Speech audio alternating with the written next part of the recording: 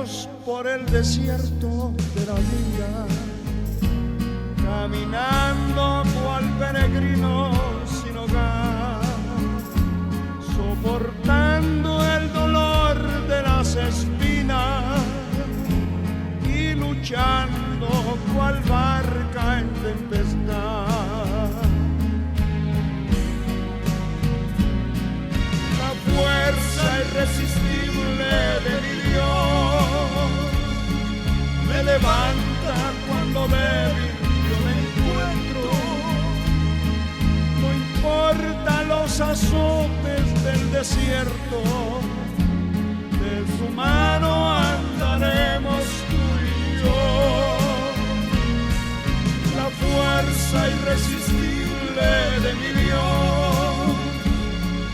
me levanta cuando débil yo me encuentro. No importa los azotes del desierto, de su mano andaremos tú y yo.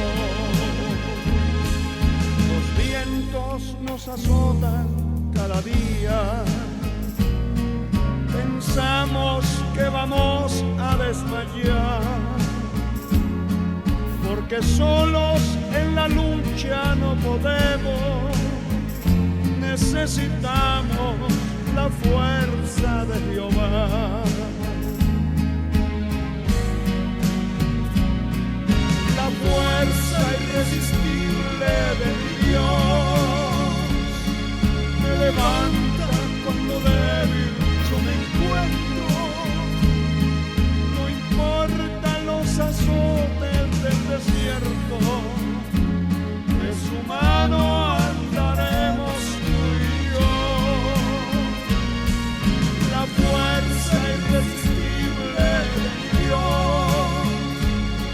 me levanta cuando débil yo me encuentro. No importa los azotes del desierto, de su mano andaremos tú y yo.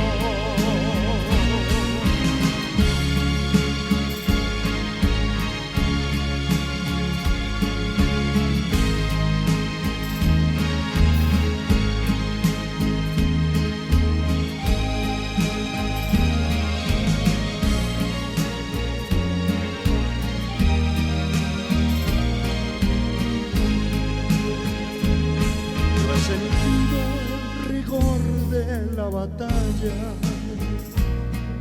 qué duro y qué difícil avanzar, cuando todas mis fuerzas se me acaban, siento que Cristo me viene a levantar. La fuerza irresistible de mi Dios me levanta cuando débil yo me encuentro. No importa los azotes del desierto, de su mano andaremos tú y yo. La fuerza irresistible de mi Dios me levanta cuando débil yo me encuentro. No importa los azotes del desierto, de su mano andaremos tú y yo.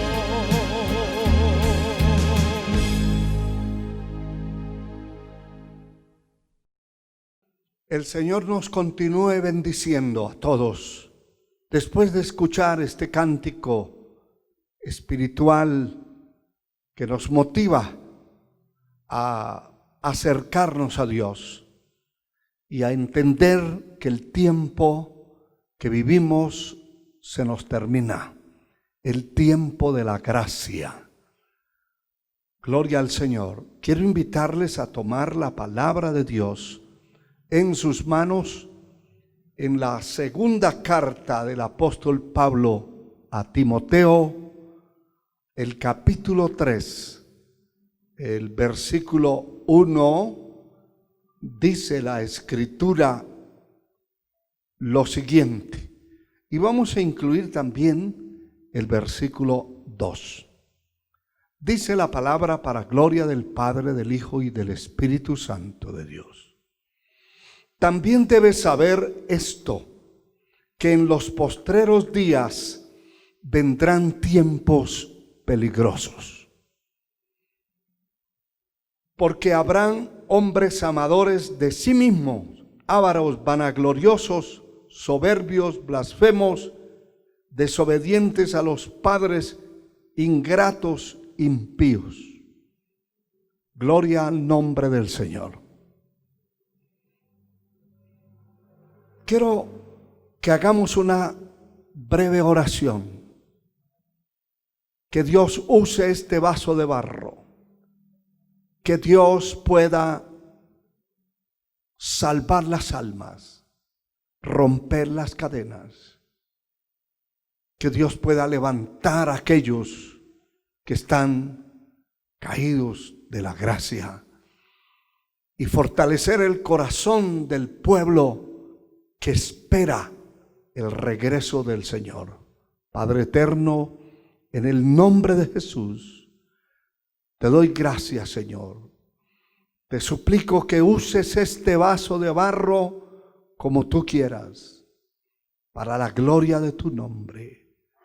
Salva las almas, rompe las cadenas, desbarata yugos, opera milagros. Haz que esta palabra no regrese vacía. En el nombre de Jesús. Amén, Señor, y amén.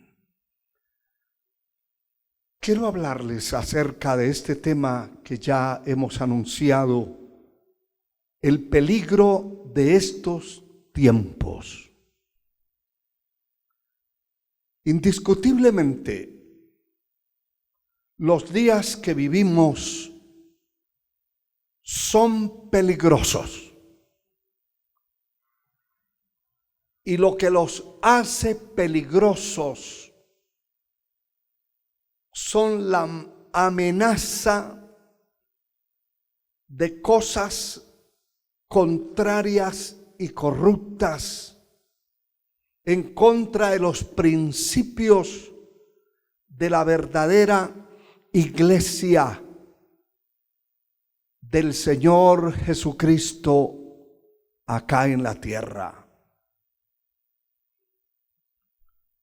Esa iglesia está amenazada a muerte por el infierno. La palabra dice en la primera epístola del apóstol Pedro, capítulo 5, versículo 8. Sed sobrios y velad, porque vuestro adversario, el diablo, anda cual león rugiente, buscando a quien devorar. Es una amenaza latente desde que la iglesia se formó. Desde que Cristo murió y derramó su sangre sobre el madero de la cruz. Y la iglesia es concebida por la sangre de Cristo, que nos limpia, nos santifica, nos justifica delante de la presencia de Dios y nos hace aceptos ante sus ojos. Desde ese tiempo hacia acá han pasado muchos siglos.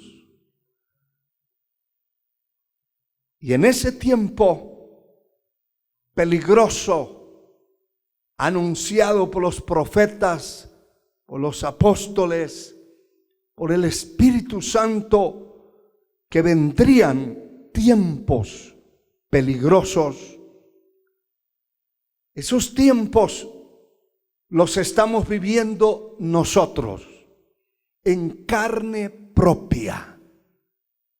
Hoy se están viendo cosas terribles sobre la tierra que se están gestando, algunas ya se han manifestado, se han establecido y otras encubiertamente están siguiendo su curso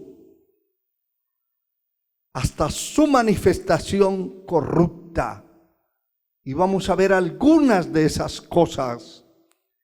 La palabra dice en el capítulo 3 de la segunda carta a Timoteo que leímos: también debes saber esto, que en los postreros días vendrán tiempos peligrosos. El versículo 2 dice: porque habrán hombres amadores de sí mismos, ávaros, vanagloriosos, soberbios, blasfemos, desobedientes a los padres, ingratos, impíos.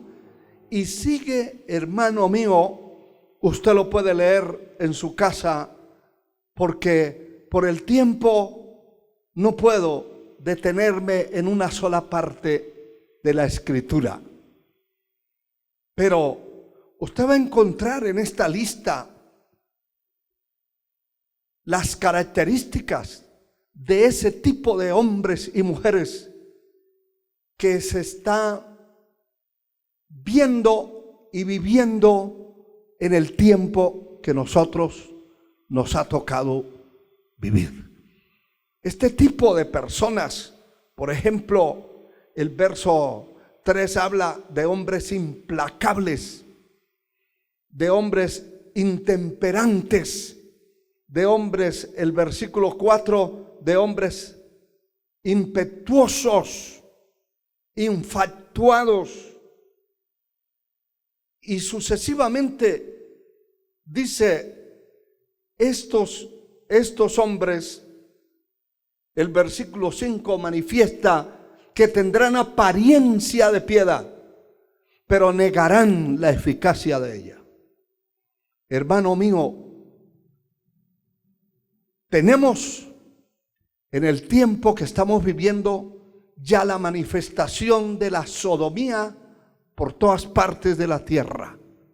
Movimientos que aparentemente son poderosos en lo corrupto, en lo inmoral, pero aparte o a eso se suma también la degeneración y desvirtuación del matrimonio. El matrimonio entre un hombre y una mujer, establecidos y constituidos por el Dios que nos creó y nos formó. Aparte de eso, hoy, como dije anteriormente, no está manifestado públicamente en muchos lugares de la tierra, pero en otros sí. Es decir, que la gente en su mayoría no se han dado cuenta que estas cosas están sucediendo. Pero hoy existe ya el matrimonio entre hombres o mujeres con bestias, o sea, con animales. Cualquier tipo de animal, ya en algunos países está legalizado que una persona puede casarse con una vaca, con un caballo, con un perro, etc. También está el matrimonio con objetos. Alguien puede decir que se quiere casar con un tronco, con un árbol, con una piedra, con una casa inclusive, con árboles, con plantas. Pero también está gestándose y caminando como una fiera agazapada la pedofilia, que es el matrimonio de un adulto con un niño recién nacido. No estamos hablando de niños de 14 años, estamos hablando de niños recién nacidos. Por eso los pedófilos, los violadores, se han metido con niños de 1 año, de 2 años, etcétera. Pero es la corrupción la que está llevando a este mundo a un tope, a una estatura donde va a provocar definitivamente la ira de Dios sobre la tierra. Existe otra parte también del matrimonio degenerado entre padres e hijas. Madres casándose con sus propias hijas, hijas enamoradas de sus madres y de sus padres.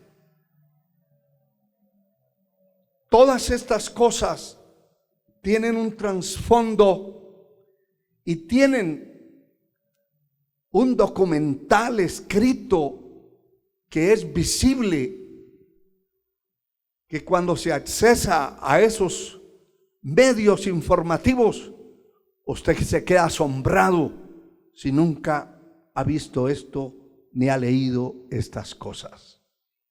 Poder en la sangre de Cristo. Esto nos habla del peligro que la palabra de Dios está hablando. El peligro, debes saber esto, que en los postreros días vendrán tiempos peligrosos. Ese es el peligro. Y el peligro es latente contra la inocencia, contra la niñez. Se están preparando todo tipo de material pornográfico, de material de pedófilos, para hacer que con el tiempo las leyes de las naciones aprueben que un adulto puede tener un compromiso matrimonial o sexual con un niño de escasos años de vida. Todas estas cosas nos hablan de una amenaza directa para la iglesia que sirve realmente a Dios. La iglesia genuina y verdadera que profesa la verdad y que la difunde, la predica, que habla en contra de la suciedad y de la inmoralidad que este mundo corrupto, podrido, está queriendo presentar en contra de la verdad, en contra de la iglesia. Por tal razón, la palabra dice: sed sobrios y velad, porque vuestro adversario, el diablo, cual león rugiente, anda alrededor vuestro buscando a quien devorar. Nuestro Dios le dio a su iglesia las armas espirituales más poderosas que existen en la tierra, como son la oración, el ayuno, la vigilia, la palabra de Dios. La palabra de Dios es un arma poderosa. Cuando se expone la palabra de Dios en un templo, en una congregación, lámpara es a mis pies tu palabra y lumbrera a mi camino. Porque el mandamiento es lámpara y la enseñanza es luz. Cuando se expone las escrituras, a una congregación y se le enseña la verdad, la palabra, sin taparle, sin ponerle cortapisas, tapujos a la palabra de Dios, la gente se le abren los ojos y entiende que esta palabra bendita es viva y eficaz y es un arma poderosa en contra de las tinieblas, del infierno, de los brujos, de los satanistas, de la sodomía, de toda la inmundicia del mundo. Esta es un arma poderosa. La iglesia la tiene. El pueblo verdadero de Dios tiene esa arma. Tiene el arma de la palabra de Dios. Tiene el poder del Espíritu Santo concentrado dentro de la vida de aquellos hombres y mujeres que servimos a Dios. Son armas que no solamente las que mencionamos, hay muchas más que Dios le dio a la iglesia. Dice segunda epístola a los Corintios, el capítulo 10, versículo 4, porque las armas de nuestra milicia no son carnales, sino poderosas en Dios para la destrucción de fortalezas. Las armas de nuestra milicia no son carnales. Con la carne no nos podemos defender. Sin oración y sin ayuno, sin búsqueda del rostro de Dios, se puede levantar una congregación, pero una congregación de tibios, de descarriados, de gente que no podrá hacerle frente al enemigo porque no tiene las armas en las manos. Cuando se entiende que Dios nos ha dado esas armas poderosas para la destrucción de fortalezas, eso habla en términos militares.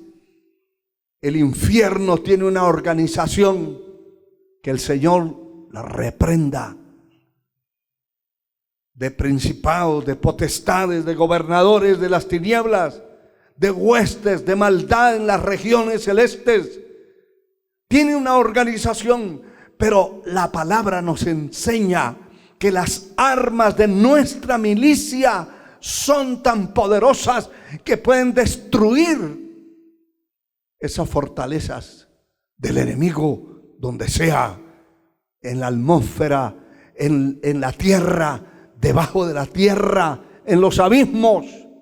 Las puertas del infierno no prevalecerán contra la iglesia del Señor, la iglesia que está apegada a la verdad, que está comprometida, la iglesia que está comprometida en guardar la palabra, en guardarse para Dios, en guardar la pureza, la santidad. El Señor dice: sed santos porque yo soy santo. La iglesia del Señor debe ser una iglesia que profesa y que predica la santidad y la pureza, santidad interna y externa en la vida de los que se han acercado a Dios. El problema resulta que la iglesia ha entrado en una frialdad y tibieza. Ahí estriba el peligro, porque el pueblo verdadero de Dios está amenazado por el infierno, amenazado a muerte, a destrucción.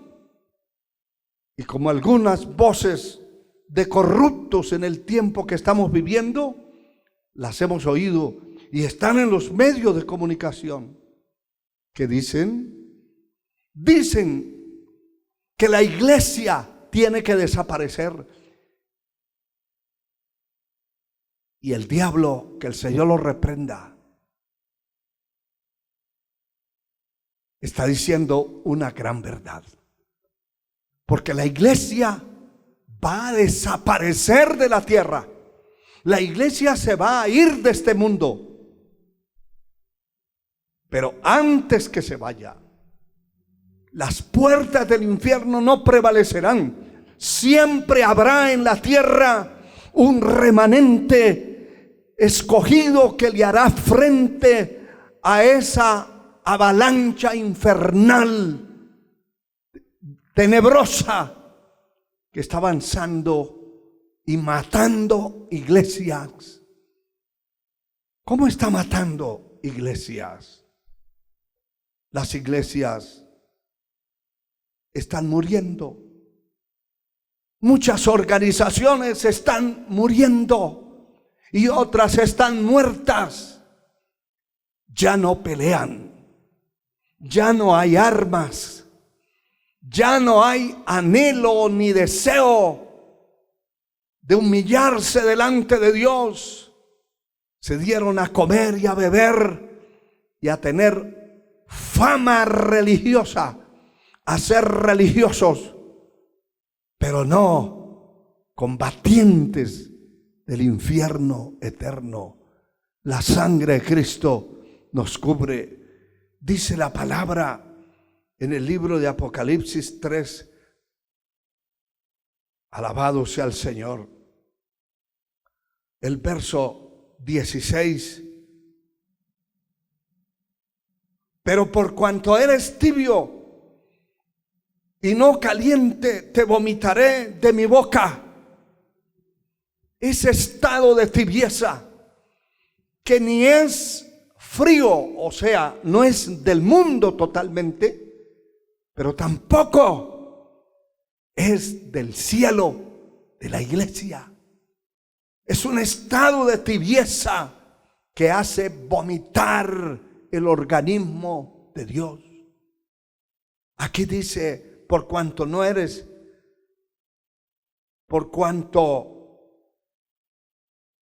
eres tibio y no frío ni caliente. Esa tibieza es el estado medio. Es cuando la persona, espiritualmente hablando, deja de luchar, deja de pelear, deja de buscar a Dios, deja de congregarse, deja de estudiar la palabra, de escudriñarla, de alimentar el alma. Se vuelve tibio. No es ni mundano ni cristiano. Es un vomitivo delante de la presencia de Dios. Esa es la amenaza y ese es el peligro latente que la iglesia está pasando, porque indiscutiblemente las fuerzas del mal están avanzando a través de todas las cosas que mencionamos al comienzo de este mensaje. Están avanzando, pero debiera haber un pueblo despierto, vivo, con esas armas en la mano para hacerle frente, para desbaratar, como dice la Escritura, que Cristo vino a la tierra a deshacer las obras de Satanás. La iglesia debe ser acá el contragolpe del enemigo, la destrucción del enemigo, el estorbo del enemigo. Y de hecho, que en esos términos lo han dicho algunos políticos del mundo, que la iglesia es el estorbo de los movimientos corruptos que están habiendo sobre la faz de la tierra. La iglesia tiene que despertarse. Todo el que está dormido debe despertar. Eso no quiero decir con esto que no hay un pueblo en la tierra que está despierto. Sí lo hay.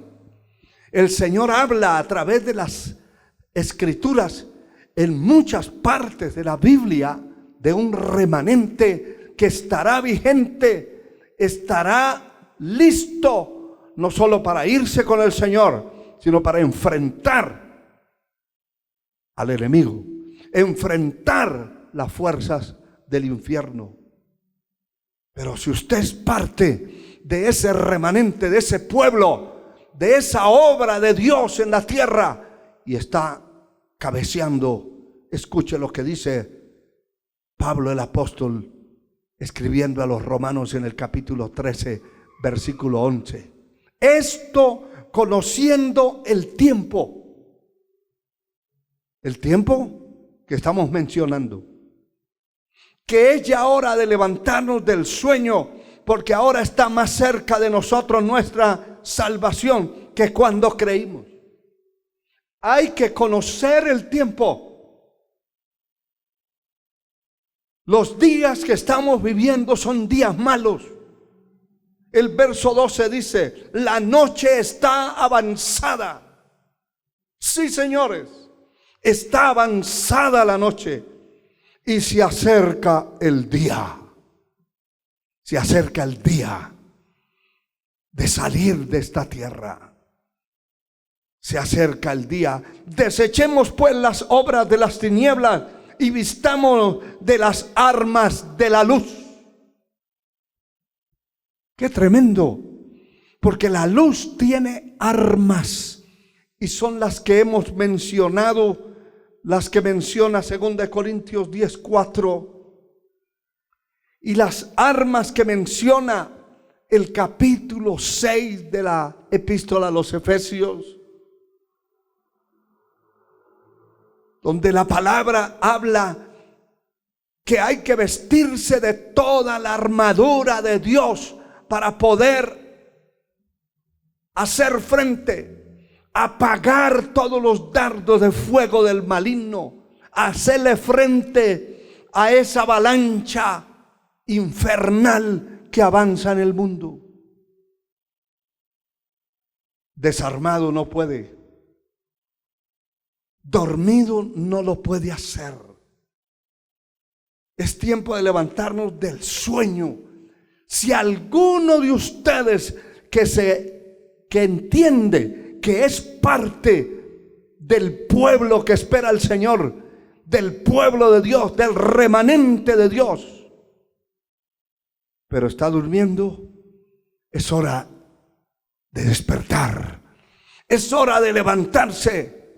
Es hora de asumir responsabilidades, de asumir las convicciones que tuvo cuando sentía los ríos de agua viva corriendo por su vida, cuando sentía el fuego del Espíritu Santo en su ser.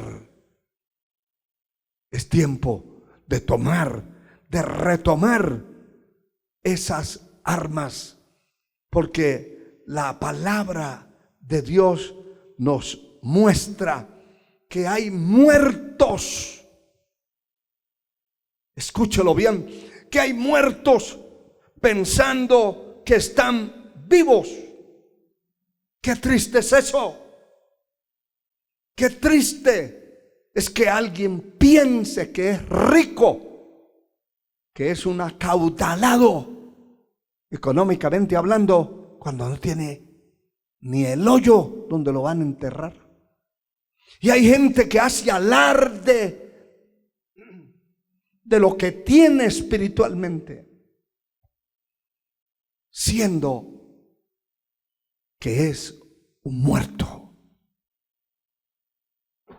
Dice el capítulo 3 de Apocalipsis, versículo 1. Escribe al ángel de la iglesia en Sardis, el que tiene los 7 espíritus de Dios y las 7 estrellas, dice esto. ¿Qué es lo que dice? Está hablando del Señor, que tiene los 7 espíritus de Dios. ¿Qué es lo que dice? De esta gente dice: yo conozco tus obras, que tienes nombre de que vives y estás muerto. Hay gente que tiene el nombre, que le ocurre como sucede cuando hay una hoguera, cuando hay un incendio, cuando hay una aglomeración de fuego, de leños ardiendo. Se apaga el fuego y quedan los carbones y las cenizas. Hay gente que vive de las cenizas, del carbón, de un pasado de gloria, de bendición, pero de un futuro de fracaso, de derrota, de miseria espiritual. Ministros que tuvieron la palabra, que fueron llenos del Espíritu Santo, organizaciones completas, que sus líderes se salieron del altar y algunos se meten hasta la política, otros se envuelven en la avaricia, en la mercadería, en el odio, en la venganza, en la envidia. Se corrompen y quedan como cajones vacíos, bultos de carne vacíos de Dios. Tienen un nombre.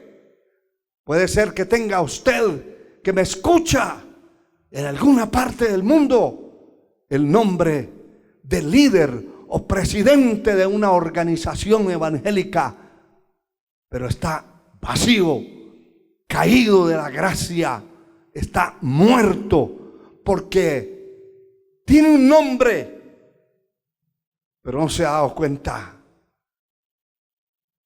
que está muerto. Tiene nombre de que vives, y lo pueden halagar y lo pueden exaltar, lo pueden venerar y hasta reverendar, pero está muerto. Recuerdo el testimonio de un hombre del campo que subía por un camino con su hijo pequeño y había una serpiente en el camino y él le dio un machetazo, le quitó la cabeza y se fue. Pero su hijo se quedó pensando: ¿sería que se murió? Porque la serpiente se movía el cuerpo de aquel reptil, se movía. Cuando menos pensó, aquel hombre, su hijo, desapareció de su vista y empezó a buscarlo, y al rato venía corriendo su hijo y le dice: papá, la serpiente está viva. Y su padre se quedó viéndolo y mirando la ignorancia de su hijo, le dijo: hijo, lo que pasa es que esa serpiente no se ha dado cuenta que está muerta.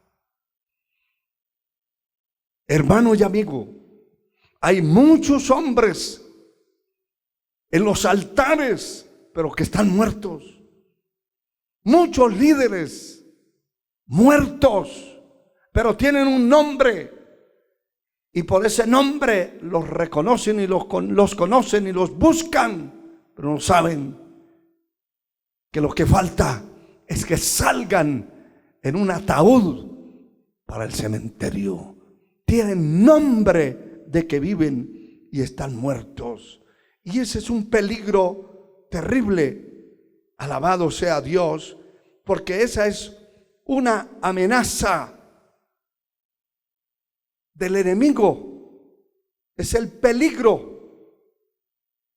El enemigo puede destruir, dañar, acabar por completo con una organización evangélica, una misión, un concilio que tenga un líder muerto. Puede acabar con todos, porque si la cabeza está muerta, el resto del cuerpo está muerto. Oiga lo que dice el apóstol Pablo escribiendo a los Efesios. En el capítulo 5, versículo 14, dice la palabra lo siguiente: alabado sea el Señor. Por lo cual dice,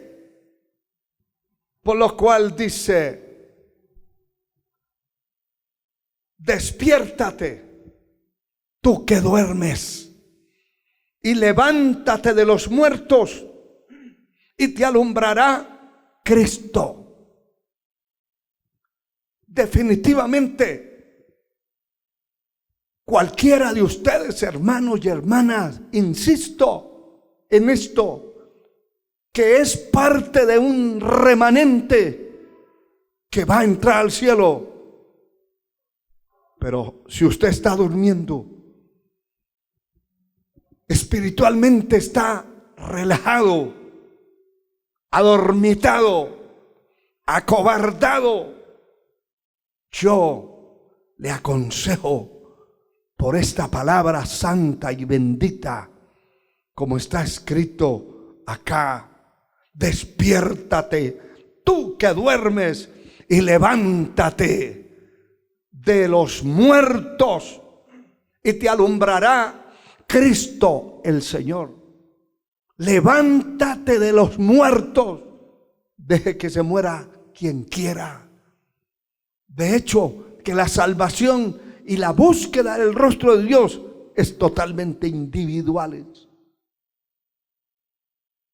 Si su hermano, su hijo, su papá, su esposo, su esposa no quieren buscar a Dios, usted debe buscarlo. Es usted.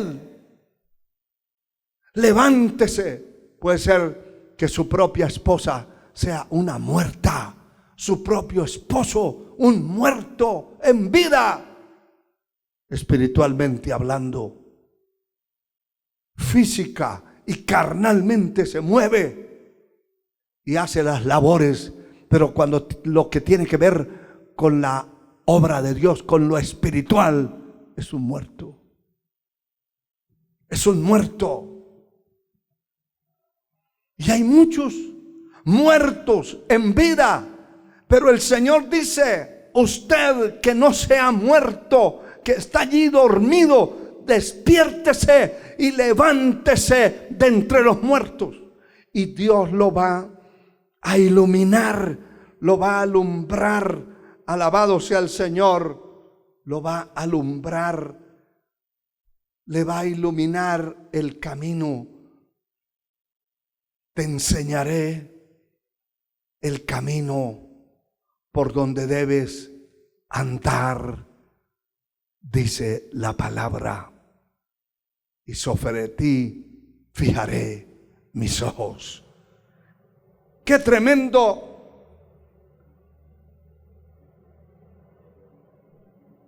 Unido a eso, aunado a esto, encontramos que hay un peligro, porque la palabra dice que nadie podrá entrar a la casa del hombre fuerte si primero no lo ata.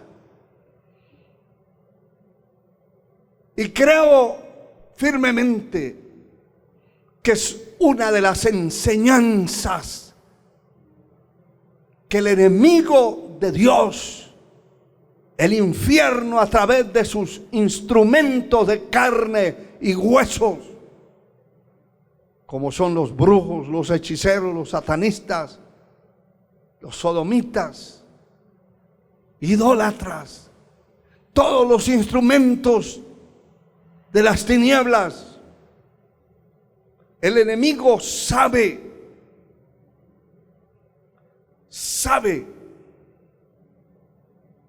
que puede incursionar y puede golpear la iglesia si el pueblo genuino y verdadero de Dios no pelea, no se defiende y no ataca, porque no estamos aquí en la tierra solo para recibir golpes. La iglesia es una potencia en la tierra, y es la iglesia la que tiene que estar atacando continuamente los objetivos que el enemigo tiene. Si la iglesia, si el pueblo que está dormido, se come cualquier cosa, el pueblo que está dormido espiritualmente está amenazado a ser destruido y a ser metido dentro de herejías destructoras de perdición. Alabado sea el Señor. La amenaza que la iglesia tiene, en una parte, es a través de los falsos maestros. En la segunda epístola del apóstol Pedro, el capítulo 2, versículo 1, dice la escritura lo siguiente: pero hubo también falsos profetas entre el pueblo. En tiempos de los profetas genuinos, hubieron falsos profetas que se metieron entre el pueblo. Pero hoy no es el tiempo de los profetas. Hoy es el tiempo de los maestros, de los pastores, de los evangelistas. El tiempo de la evangelización. Y hoy no hay falsos profetas metidos en las iglesias, porque cuando una iglesia conoce la verdad y entra un falso profeta, lo detecta inmediatamente. Solo con empezar a hablar ya sabe que es un falso profeta. Pero hoy hay una cantidad de maestros egresados de universidades teológicas, de centros, de institutos bíblicos, de teología, que son ateos y que son caídos de la gracia. No estamos en contra de los institutos bíblicos. Nosotros tenemos un instituto bíblico. Pero hay que ver qué tipo de enseñanza se gesta allí, se presenta, se introduce en las mentes de las personas. Aquí dice el Señor a través de este hombre de Dios: pero hubo también falsos profetas en el pueblo, como habrá entre vosotros falsos maestros.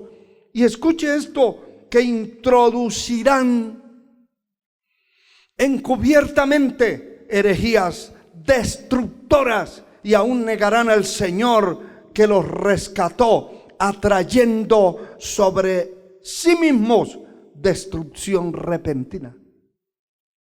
¿Sabe que la palabra encubierto significa algo oculto, algo que no está manifestado? Entonces, este tipo de maestros introducirán ocultamente, secretamente, herejías. Aquí dice, herejías destructoras. Y aún negarán al Señor. Son hombres perversos, pero son maestros de la palabra. Son maestros, y maestros preparados por el infierno para introducir secretamente, encubiertamente, ocultamente, herejías destructoras. Hay líderes que con una sagacidad ocultan enseñanzas que van metiendo dentro del pueblo. Algunos comienzan por los líderes, son los líderes los primeros. Después, los de más bajo rango, según la jerarquía de la iglesia, van metiendo esas herejías. Van metiendo la herejía que una persona cuando llega del mundo a la iglesia, que ha perdonado, así siga pecando. Son herejías destructoras que se meten oculto, encubiertamente, que no se manifiestan en público.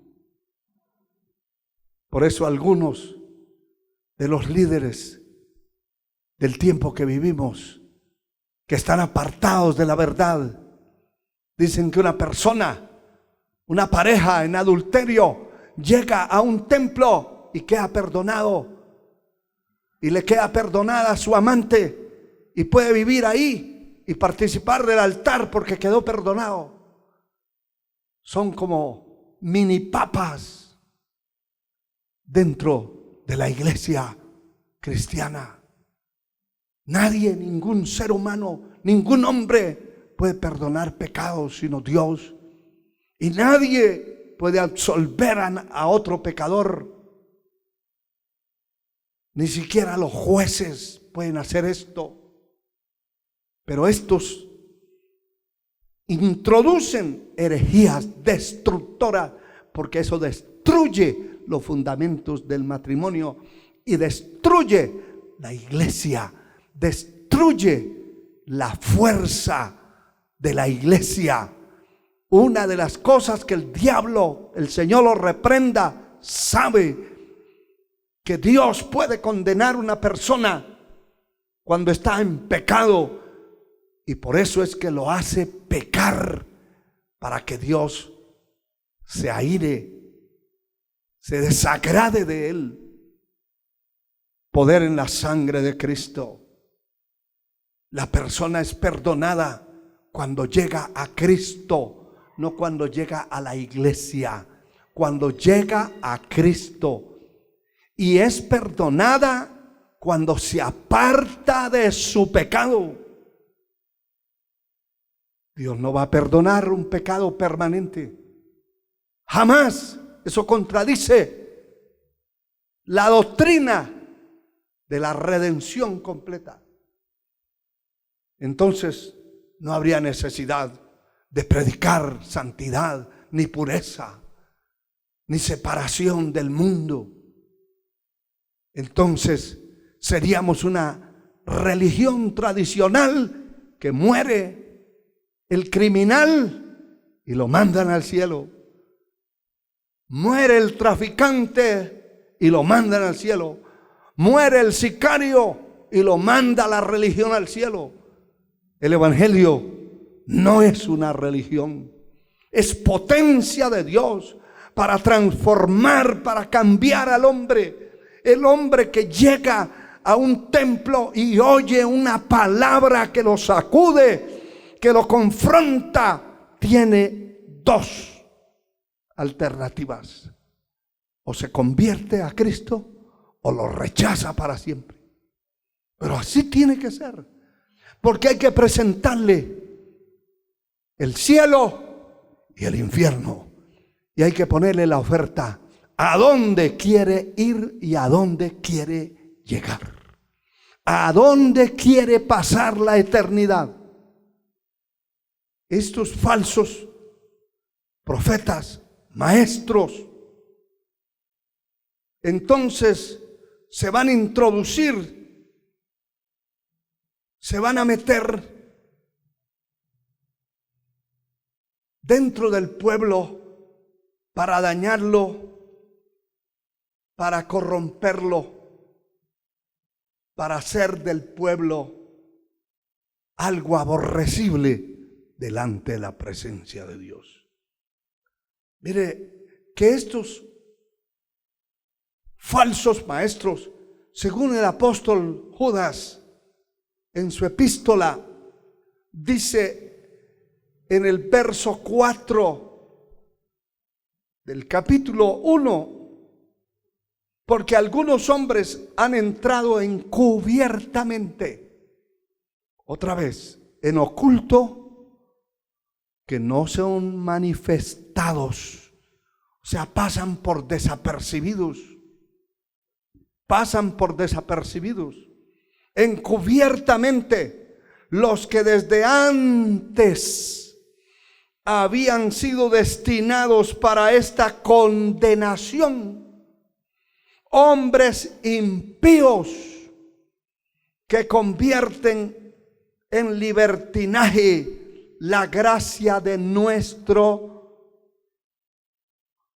Dios y niegan al Dios único, soberano, a nuestro Señor Jesucristo. Qué cosa más tremenda. Esa es la amenaza que tiene la iglesia. La iglesia está amenazada y está en peligro